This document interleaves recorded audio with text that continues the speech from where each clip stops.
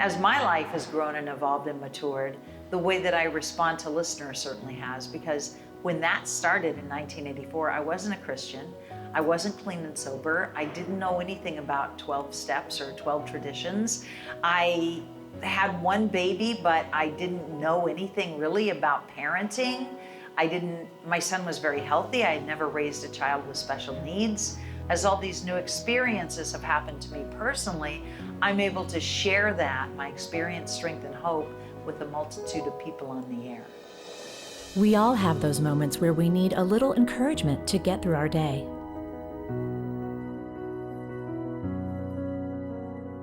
Someone to remind us that we are not alone. Find peace.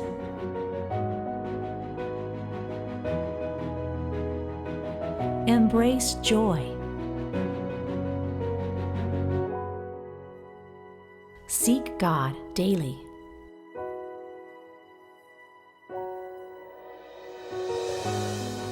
Welcome to Jesus Calling Stories of Faith. Our guest is nighttime syndicated radio host and book author Delilah. Every night on her show, Delilah shares stories of the heart with millions of listeners around the world. We now learn about the woman behind the microphone as Delilah tells us about her growing up years and how she broke into broadcasting. Although her radio show reaches many, Delilah has discovered the easiest way to change the world is by touching the lives of your own neighbors and loved ones, which she talks about in her new book, One Heart at a Time. My name is Delilah, and I am a syndicated nighttime radio host.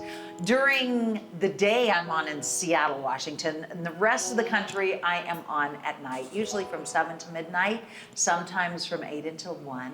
And on my radio show, I play sappy love songs, I take requests and dedications, I share my stories from the heart. I'm also an author. I have a new book out, and I have a podcast called Conversations with Delilah.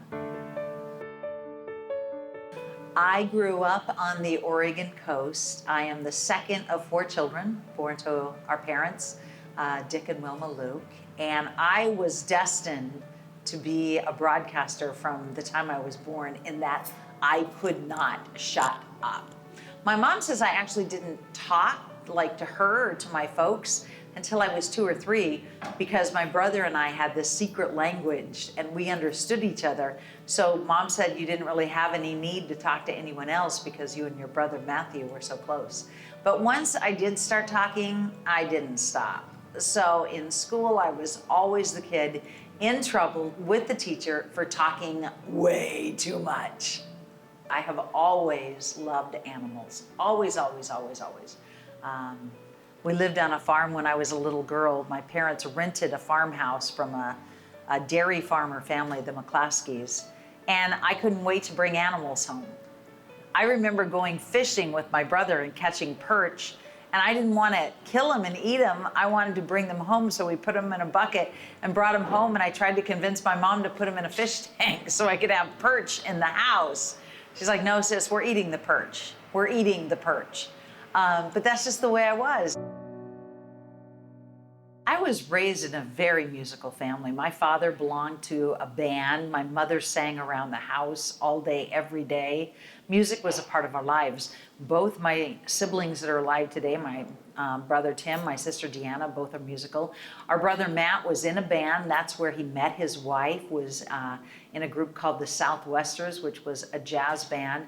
So music has always been a part of our life. And I have always loved music, but I realized early in broadcasting, I was probably 15 or 16, how impactful music is, because you remember the song you danced to at your junior prom. You remember the song that you heard when you got your first kiss. You remember the song that was your song with your, sweetheart, your fiance. You remember the song that was popular when your babies are born. Music touches us in a way that nothing else does. And I think that music is the language of the angels. You read the Old Testament, the scriptures, the Psalms, the harps and the music that was played. And, when King David comforted Saul, it was with music that he was able to calm his spirit and comfort him and kind of keep the cray-cray away. And it does it for us today. I wasn't raised in a religious family, but we did attend church, just not as a family. My mom, probably because she was exhausted raising 4 kids, would send us to vacation Bible school with every church in town all summer long. I also had a best friend, a girlfriend named Sherry Powell. Her family was Catholic, and so she would take me to catechism with her after school on Wednesdays, and I very much enjoyed that. So although my parents didn't belong to a church or subscribe to a religion, they certainly encouraged that and encouraged faith in all of us kids.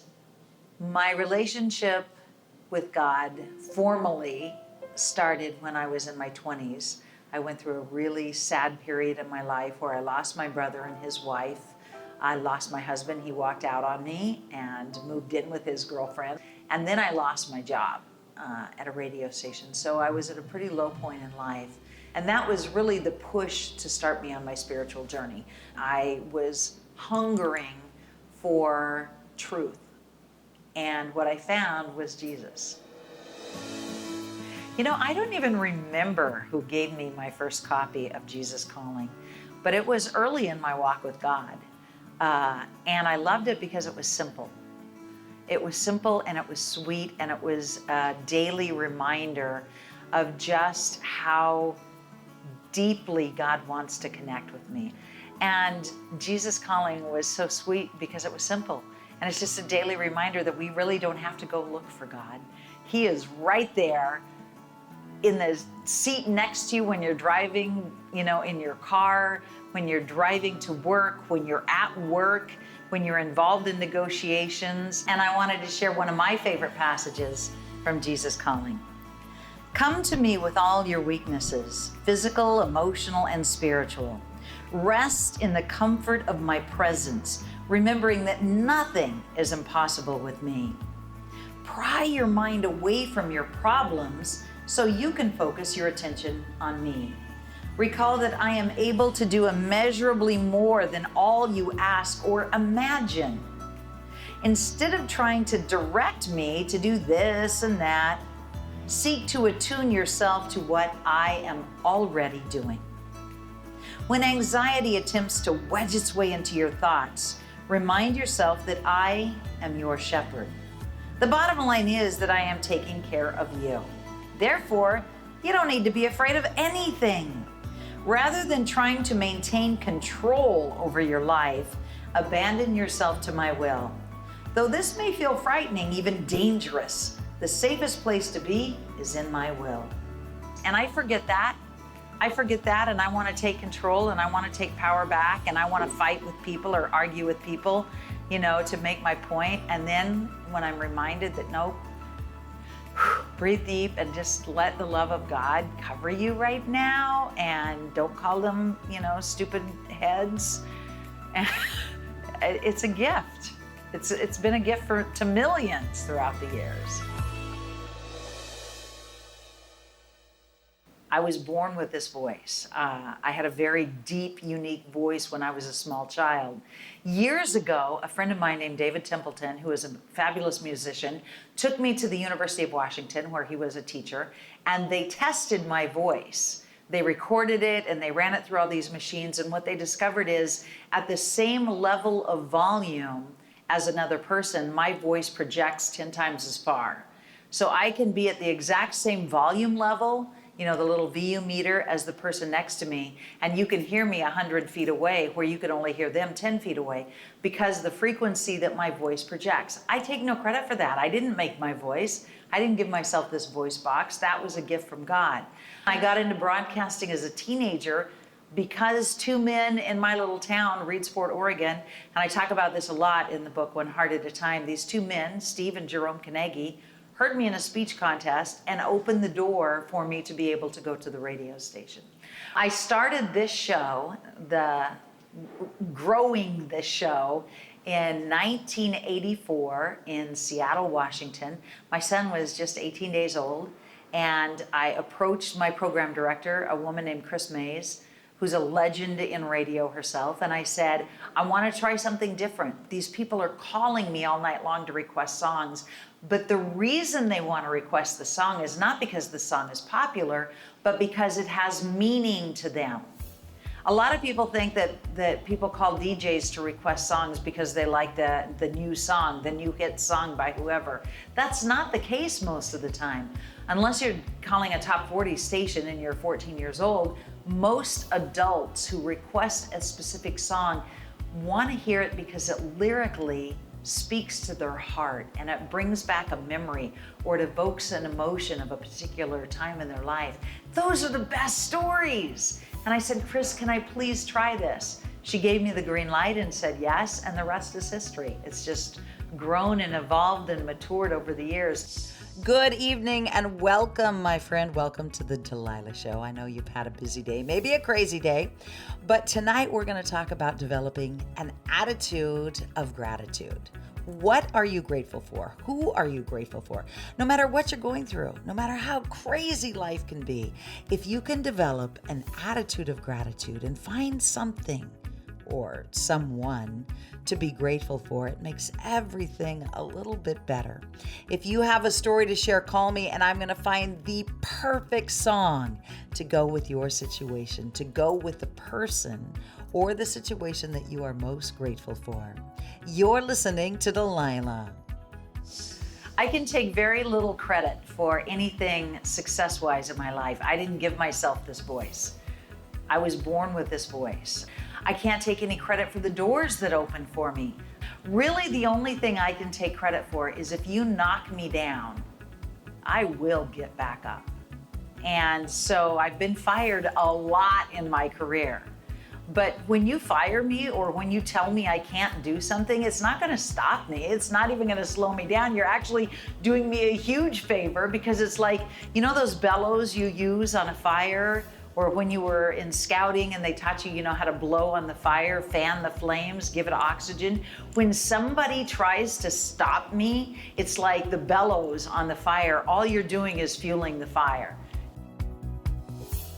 Extroverts, such as myself, draws energy from other people. When I am around my friends, when I'm around my kids, I get more and more and more hyper. And when I am just alone, it kind of drains my battery. Now, there are times I need to be alone with God, and that's a completely different thing. But if I have a day where I'm at the house and my children aren't there, or my friends aren't there, or my spouse isn't there, after like 10 minutes, I'm on the phone, calling my friends, calling my sister, calling Janie. Hi, what are you doing? Just haven't heard a voice in 17 minutes. I call my sister, I call my daughter, I call my son, who's a police officer. I find out about my grandkids, and then I'm happy. But I think the biggest difference between an introvert and an extrovert, I learned this in my 20s, is that a person who is a natural introvert spends energy by being around others, and they have to have alone time to recharge their battery. An introvert isn't necessarily shy. An introvert isn't necessarily quiet. They're somebody who, when they're around other people, their batteries get drained, their emotional batteries are drained, and they need to retreat to a safe place and recharge their batteries. I think being outside fills my battery probably more than anything. When I go for a walk, I have a path that I walk on my farm, and 3 loops is a mile. So I try to walk my farm. I try to go see my animals and interact with them. Riding my horses brings me so much peace and joy. So I can't wait for spring when the mud clears up and we can start riding again.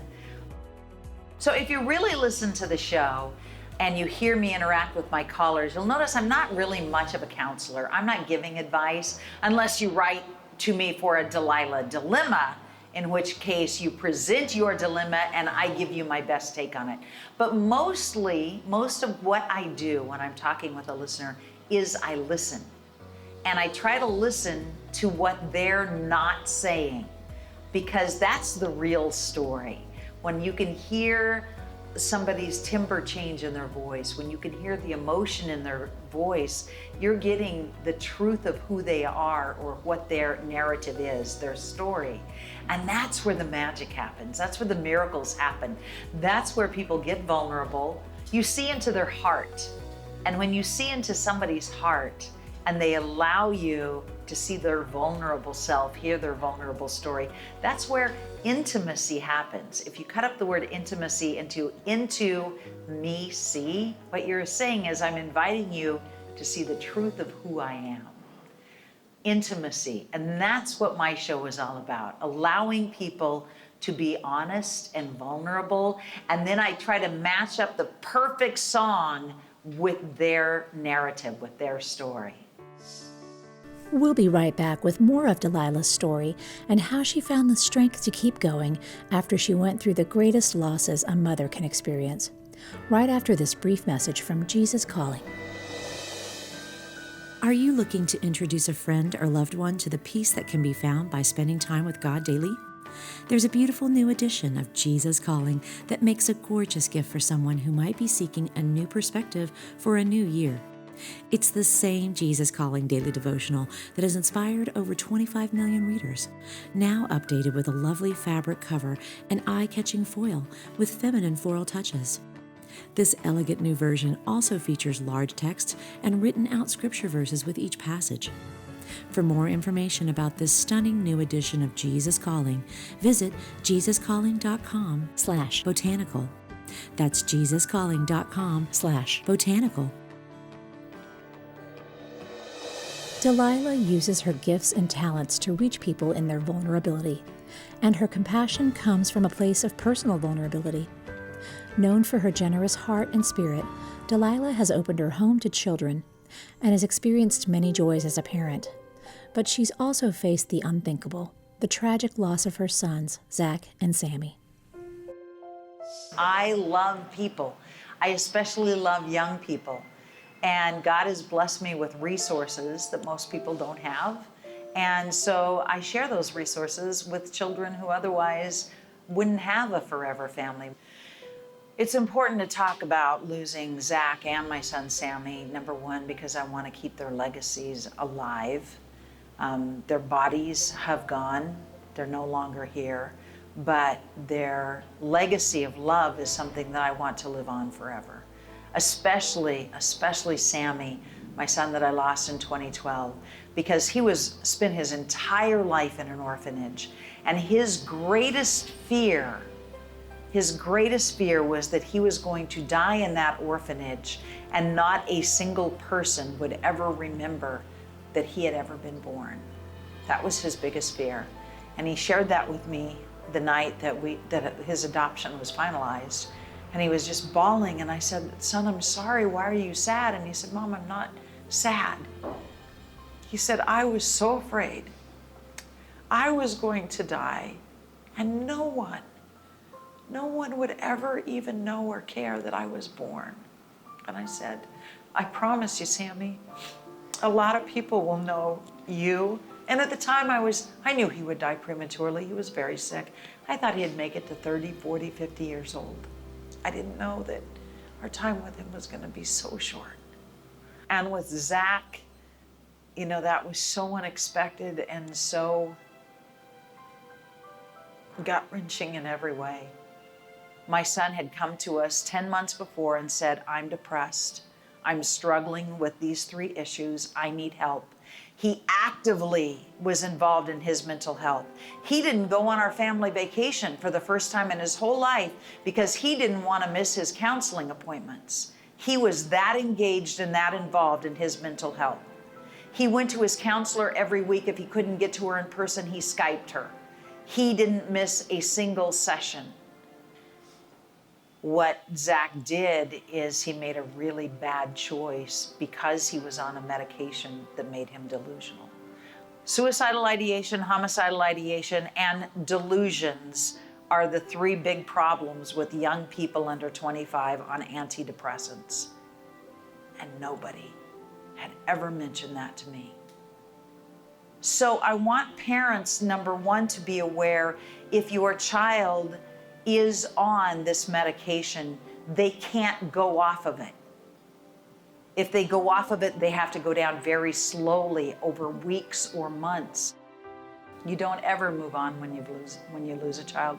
When you lose a parent, you move on. You miss them, you mourn them, you grieve them, but that's the natural order of things. Grandparents are supposed to pass, parents are supposed to pass, you're supposed to grow old, and that's the way we think it's supposed to work. We never think, I'm going to outlive the baby I gave birth to or the child that I adopted. So what I've learned, I saw this cool illustration on social media, and it showed the grief, how when you suffer a loss, it takes over your whole being. You can't eat, you can't sleep, you can't function as a normal human being because every cell of your body, every thought in your mind is encased or is surrounded, flooded with grief, like a tidal wave, a tsunami. But as time goes on, your world starts to expand around the grief. The grief doesn't shrink. The sadness doesn't shrink. I don't miss my boys any less today than the day they left me. I miss them more. I miss where they should be today. So the grief doesn't shrink. The memories don't shrink. The pain doesn't shrink, but your world grows around it. The reason that I wrote One Heart at a Time, and what I hope people get out of it, is I want people to look inside their heart, to look inside their life, to really look at themselves and say, what are my gifts? What are my talents? What are my passions? And then how can I use that thing? Whether that thing is writing a song or being an engineer, maybe you thrill at the thought of adding up a column of numbers. How can you use that gift to make the world a better place? How can you apply your teaching skills if you're a teacher? The inspiration behind the title of One Heart at a Time is really, it's my philosophy in life. I believe that if you want to see the world change, you have to be the change that you want to project into the world. So what does that mean really?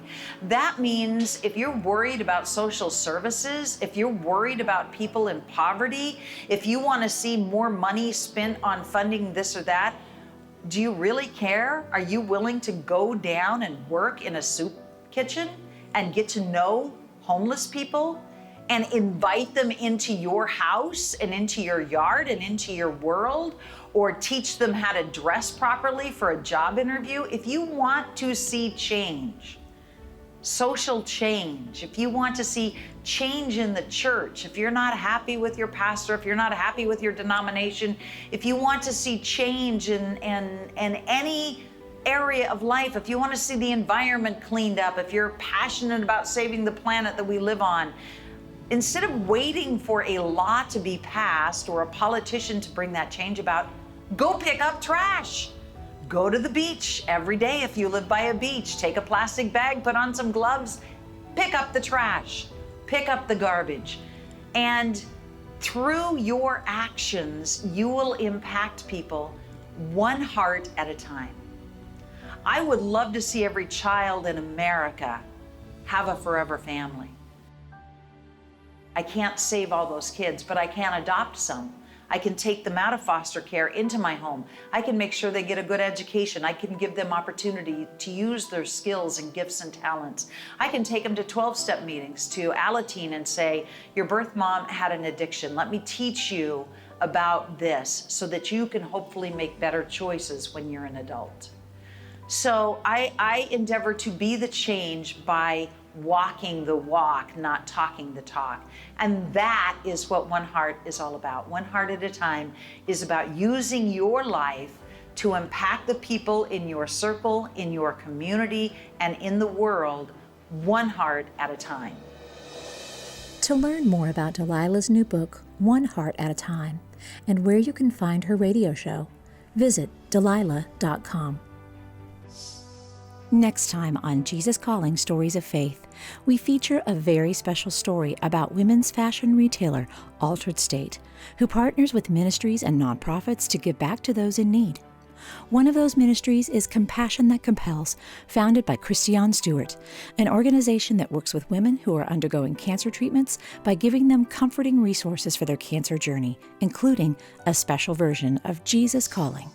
It was my 25th wedding anniversary, and I was having chemo at the Cancer Institute.